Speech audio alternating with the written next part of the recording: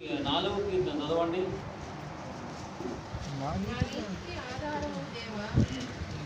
నేను మొరపెట్టినప్పుడు నాకు కన్నులు, ఇరుకులలో నాకు విశాలత కలుగజేయువాడు నీవే.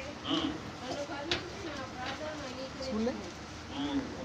అంటే 2వ వచనం 3వ వచనం. నరులారా, ఎంతకాలము నా గౌరవంలో అవమానంగా మార్చెదరు? ఎంతకాలము వ్యర్థమైన దానిని ప్రేమించెదరు? ఎంతకాలము అబద్ధమైన వాటిని వెదకెదరు? ప్రార్థించుకుందాం. కృపాపరుడైన మా తండ్రికి వందనాలు. వింటున్న బిడ్డలకు అర్థమయ్యేది బోధించమని క్రీస్తు పేరును వేడుకుంటున్నాం తండ్రి. ఆమేన్. ప్రియ సంగమా, క్రీస్తు పేరిట వందనాలు. దైవజనులు నాకు సమయం ఇచ్చారు. మరి దైవజనులకు మరి సంఘంలో పాటలు పాడినటువంటి యువత స్త్రీలు పురుషులకు అందరికీ వందనాలు తెలియజేస్తూ కీర్తనకారం ద్వారా రాయించాడు కదా. లోకములో శాపములో పాపములో మునిగి తేలుతుంది పాపం. కాబట్టి కంట్రోల్ చేసుకోవాలి మన జీవితాన్ని, ఆధ్యాత్మిక జీవితంగా కదా.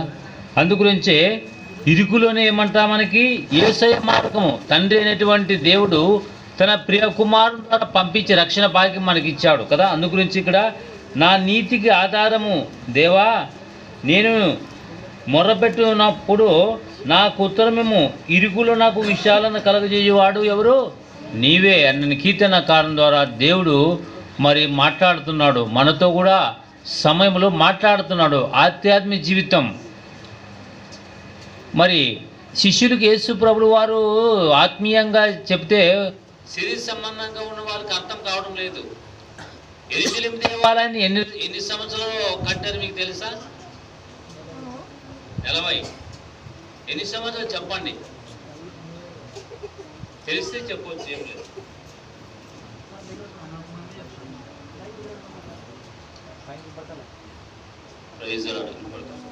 చెప్పండి. 40, 50, 60 సంవత్సరాల? ఓకే, 40 చాలామంది ఉంటారు. 40 అంటే క్లారిటీ. 46. కానీ ఈ దేవాలయాన్ని పడగొట్టి 3 రోజులు లేపుతానన్నాడు. అంటే యేసు ప్రభువు వారు చెప్పే బోధ మాట, విలువైనటువంటి క్లారిటీ మాట అర్థం కాలే. ఇన్ని సంవత్సరాలు పట్టింది. ఈయన ఎలా కడతాడు? ఆయనతో ఉన్న వాళ్ళకి అర్థం కాలేదు. యేసు ప్రభువు వారు మాట విలువైన మాట. నీతి అనే ఒక ప్రభుని క్రీస్తు ప్రపంచంలోకి వస్తే యేసు ప్రభువు నీతిమంతుడు, పాపుల రక్షకుడు, పరలోక రాజ్యం నుంచి భూలోకానికి వచ్చి నీతిని స్థాపించడానికి వచ్చాడు కదా. అందుగురించే నీతికి ఆధారము దేవాని కీర్తనకారం. ఆ నీతిమంతుడు ప్రభుని క్రీస్తు కదా. మలకి గ్రంథంలో కనబడుతున్నాడు కదా. ఆ నీతిని గురించి చూస్తే మరి ఎంత మంచి మాట అంటే, మలాకి భక్తుని ద్వారా